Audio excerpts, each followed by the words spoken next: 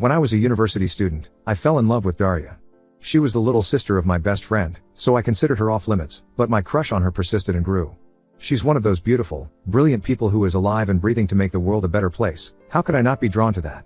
One day, she told me she had feelings for me, and to my relief, my best friend didn't have a problem with me dating his sister, either. So for 2 wonderful years, Daria was my girlfriend. I should have asked her to marry me. I don't know why I didn't. I suppose I thought I had all the time in the world. We were young and there was no need to rush things. We lived in a country that isn't exactly democratic, and we were political activists.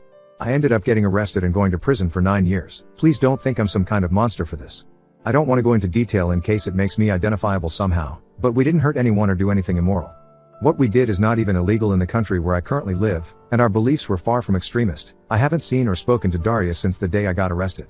My best friend died shortly after, and Daria left the country, partly due to the possibility that she'd be arrested too. There wasn't any way for her to contact me while I was in prison, though apparently she contacted my dad a few times in the beginning. Things got even worse in our country while I was incarcerated, so my dad and I emigrated when I was released. We've been living in Western Europe ever since, and life is pretty okay. I live with my dad, and I have a steady, if shitty, job. Months ago, I found Daria online. She lives in a neighboring country, 7 hours away by rail. She doesn't use social media too much, but from what I've seen there's no evidence of a partner or kids. And even if she's married, I'd be content just to be her friend, as I was for the first years we knew each other. Part of me desperately wants to reach out to her, and my dad has been encouraging me to do so, but I feel like it'd be too selfish. The circumstances of her brother's death were very traumatic for her, and I'm afraid that I'm just a living reminder of all the bad things that happened to us. And if she does have a partner, would my contacting her offend him and trouble their relationship? I don't want to cause her any more sadness. Time stood still for me while I was in prison, but I know it didn't for her or anyone else. She's done so well for herself, she's built a whole life, and I don't want to derail that life just because I feel entitled to a place in it. She might not even remember me at all, and even if she did invite me back into her life, I'd be nothing but a burden now, owing to my wrecked mental health. We've been apart twice as long as I knew her. Have I even the right to miss her as much as I do? For now I've contented myself with Googling her name every so often and seeing that she's okay. It just hurts a lot, and I don't know how to make it not hurt. I still love her with everything I have. I probably always will. Should I reach out to her, or leave her alone? If I do contact her, what should I even say? Update 1. The short version is that I was wondering whether I should try to contact my former girlfriend after I went to prison for a long time. The consensus was that I should, and people gave very good advice on how to do that. First, I want to say thank you to everyone who offered advice or kind words. I had spent so long feeling ashamed about my situation, and expecting most people to react very negatively if they knew. I had barely discussed it with anyone before, except my dad and people whose job it is to help me, lawyers, therapists, etc., and I was very surprised to be met with so much compassion from a bunch of complete strangers. Thank you, truly. Several people asked for an update, and that's the least I can do in return. I sent Daria a message the evening after I made my post. It was something like, I don't mean to intrude, but I wanted to say hello and thought I would give you my new contact information in case you ever felt like getting in touch. If not, that's completely fine too. I left her my mobile number and email address, wished her well, and that was that. I knew it might be a while before she responded, if she responded at all. So I tried to put it out of my mind. Early Monday morning, my phone rang. It was an unfamiliar number from the country where Daria lives. Who else would ever be calling me from there? I panicked a little bit, but I managed to answer in time. She asked a few times if it was really me, and I couldn't tell if she was laughing or crying. At first she called me by the very affectionate version of my name she used too. But then she quickly apologized and corrected herself, which broke my heart a little bit. It was an awkward phone call, but not in a bad way. I was extremely nervous, and it seemed like she was too. But happy, also. Some of you mentioned that Daria would want to know that I was safe, and this was more true than I could have guessed. Because unrest in my country increased a lot during the last year I was in prison, she was afraid that they would decide to quietly kill me rather than let me go. There are documented cases of other prisoners like me having met very suspicious ends in the months before my release, so it wasn't a totally unreasonable worry. She also said she repeatedly tried to send me parcels of supplies and put money on my commissary account, but her attempts were rejected without explanation. After my sentencing, I was not allowed to receive correspondence or to have a commissary account at all, because of the classification of my crimes, so she was forced to give up. She told me this as an apology, as if I would have been disappointed with her for not helping me more. I had no idea she had done any of that. I do know that it was not a safe thing for her to do, and I feel terrible that she put herself at risk trying to make me a little more comfortable. She didn't seem to want to talk about what happened any more than that, and so we didn't. We changed the subject to more lighthearted things, our jobs, the cities where we live, how my dad is adapting to a new country, etc. When she arrived at work and had to end the phone call, She asked if I wanted to continue talking through a messaging app. Obviously I said yes, and downloaded it immediately. We sent messages throughout the day, and she even interrupted her commute home to send me a picture of a restaurant modeled after one of my favorite books, just because she thought I would like it. She told me that she thought of me every time she saw it, but unfortunately the restaurant itself was not so good. I was afraid she wouldn't remember me, but she even remembers the things I like to read. She remembers a lot of little things, even stuff I forgot. We have been sending messages back and forth ever since, and talking on the phone after I finish work at night, until she gets too sleepy. Sometimes it feels like I'm 24 and she's texting me from a few blocks away, as if the next thing she might ask is what's for dinner. Other times it seems like we're trying to will dead versions of ourselves back to life in order to avoid acknowledging what we've lost. She seems a lot more timid than she used to, more passive, which I suppose makes sense. Sometimes I worry about how much I've changed, and that maybe she won't find anything left in me that's worthy of her. But if I could express in words what it feels like to hear her laugh, I could explain that there's also a lot that we know very well. She hasn't lost her kindness, or her warmth, or her empathy. She still cares about me, and I still care about her. I know that rebuilding a friendship after all that's happened will take lots of patience, and I have plenty to spare. I'm just happy to have the chance to get to know her again. This morning, Daria asked if I want to have a video call sometime this weekend. I agreed, but I'm ashamed to admit that as much as I want to see her, I'm very nervous. I look so different than she would remember. My jaw is messed up, and I have the teeth of a hockey player. Fortunately, I will qualify for healthcare insurance soon and be able to have it fixed. I lost weight that I haven't put back on, and I see an old man in the mirror. I'm also worried that I will get very emotional when I see her, and embarrass myself that way. I don't really cry in front of people. I'm not used to it, and this doesn't seem like a good occasion to start. Aside from not wanting to appear pitiful, I don't want her to feel forced to comfort me. If anyone has some advice on how to handle this, it would be much appreciated. Overall, this week could not have gone better, and I am extremely grateful to everyone who gave me the little push of courage I needed to send her that message. 1,000 times, thank you. Edit, just to clarify, she doesn't have a husband or kids. As I said in my first post, I only considered contacting her because there was no evidence of a partner on her social media. Update 2, the last 2 months have gone by very fast. I told Daria that I was nervous about the video call, and she insisted on having it right away so that I could get it over with and stop worrying. Seeing her made everything feel real in a way it hadn't before. She still looks like herself, or even more beautiful, different only in the sense that she is fully an adult now. The place she lives is very different from our home country, with a distinct culture to which she has assimilated. That she had time to adapt and feel completely at home in this place broke the illusion that no time had passed. In hindsight, that was probably the real reason I had been so nervous, because I could no longer occasionally forget myself and pretend that nothing had changed.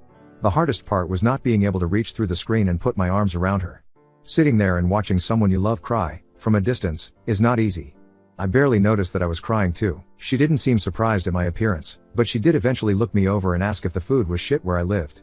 I explained about my jaw, and that I'm getting it fixed. Less dental work is required than I thought, but I need a surgery. Her response was to ask for my address and order groceries to be delivered, including a lot of soft snacks that are easy to eat, and these meal substitution drinks that are actually tasty. She sent them every week since, even though I tell her it's not necessary. When I wanted to pay her back, she laughed at me and said she owed me a lot of food, because I had kept her from starving to death in university. I loved being able to cook for her, and I suppose it makes her just as happy to feed me now. We talk every day, and have made video calls a regular habit. It does me so much good just to see her face, and the awkwardness is mostly gone now. It's easy to talk to her. Last night, she brought her computer into the kitchen and talked to me while doing the washing up. It's amazing how mundane things like that can make me feel normal, and at home, in ways I forgot I could. I never thought I'd be that stupidly happy to see someone washing coffee cups. I'm beginning to think that the idea of home as a physical place is a misconception. She likes to send photos, to show me where she lives, what her life is like now. She was curious about how things are the same or different here. I didn't want to admit that I don't have much of a life to share back. Going places just didn't seem worth the effort. She is, though. At first it was very small things. She would send a picture of a pastry she'd bought at a cafe, saying that she thinks her city has better pastries than mine. I would go out and get one so I could send her a photo too. Then it was beer, which city has better parks, interesting architecture, a department store, and so on. I figured out quickly that she was trying to coax me into going out more, but I played along to make her happy. I've seen more of my city in the past month than the entire time I've lived here before. I've been to the art museum, and finally joined my colleagues for a beer. Usually, I go places for short durations at the less crowded times, but I'm still going, which is something. Daria used to be very sociable, so I thought that whatever happened, at least she wouldn't be lonely. I was wrong. There is a lot she could never tell her friends, because they can't relate. They would feel sorry for her and cease to be equals, she says. Our experiences are different, but we are more able to understand each other than other people could. And despite her own burden, She has quietly picked up half the weight from my shoulders without ever being asked to. I am in awe of her, simply for being the kind of person who would. For Women's Day I sent her some orchids, and she was very happy that I remembered her favorite flower. The things I can do to make her smile are so small, and she deserves so much more than I know how to give her. But I would do anything for this woman, and I am learning. There are protests happening where she is, with riot police and tear gas. Whenever this happens, she feels nervous and has difficulty sleeping. Now, at least, I can stay on the phone with her at night so she's not alone. Aside from the anxiety, there is also a sense of nostalgia. She talks about when that was us, making noise in the street. I'm glad she has good memories too, and doesn't have to be alone with them anymore.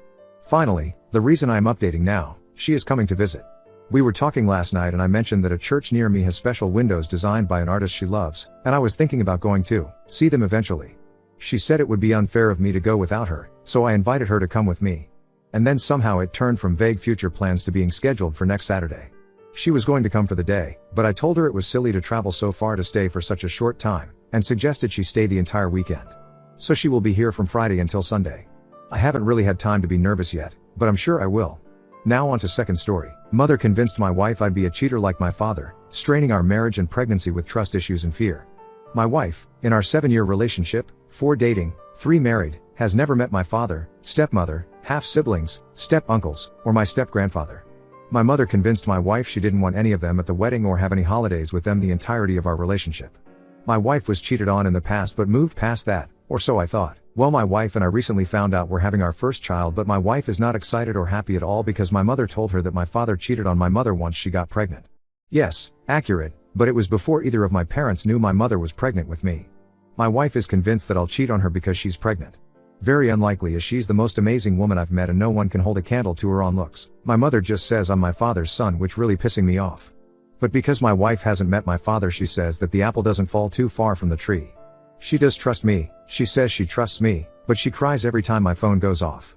My stepmother, who I call Mama, says to not vilify my mother and be a supportive husband to my wife as I can be.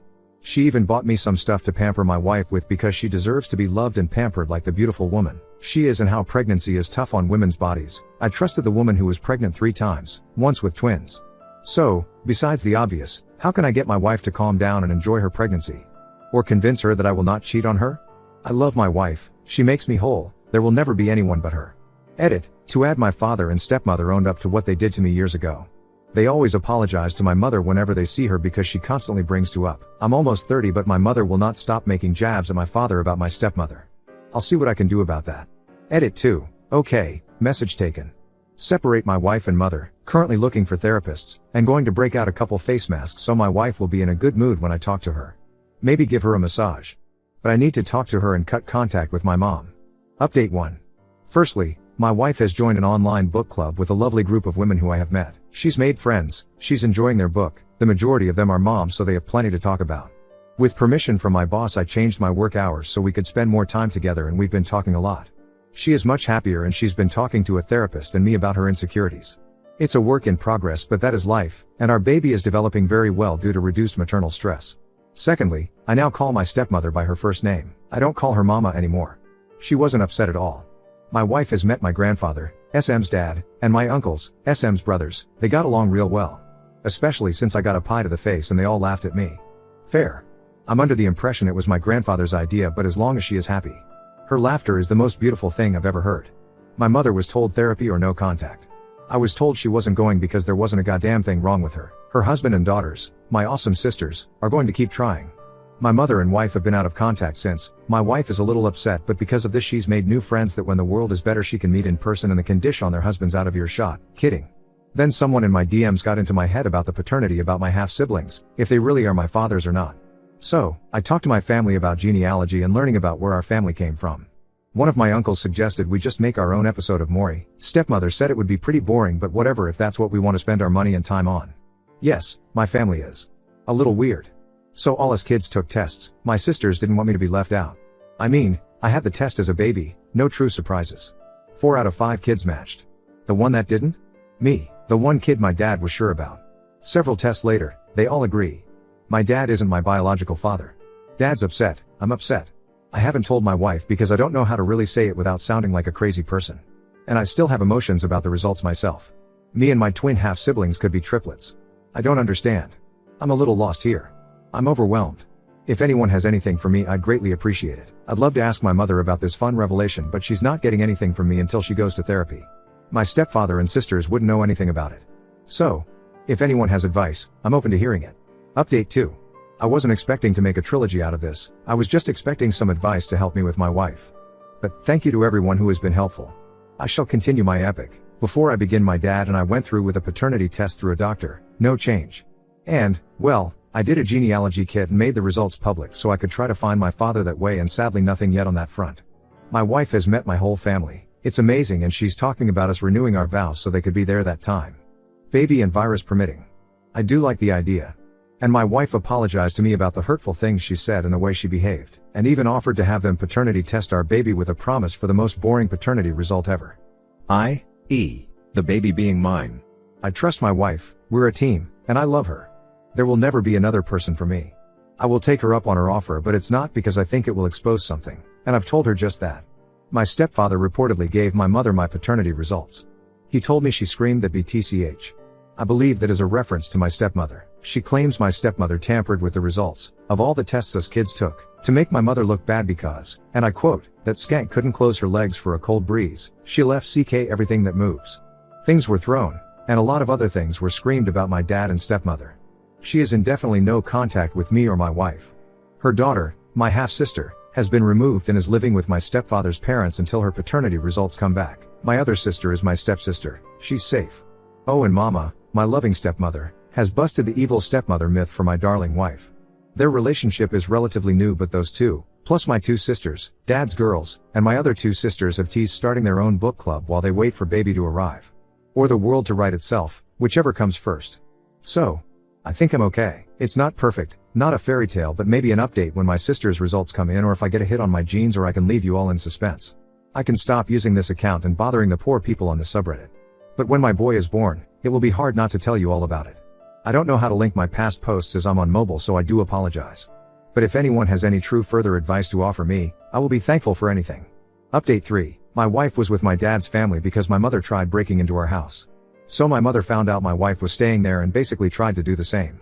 When she broke into my house, I did call the police, but they let her go with a warning. Even after I tried to press charges. She's your mom, you don't want to do that to her.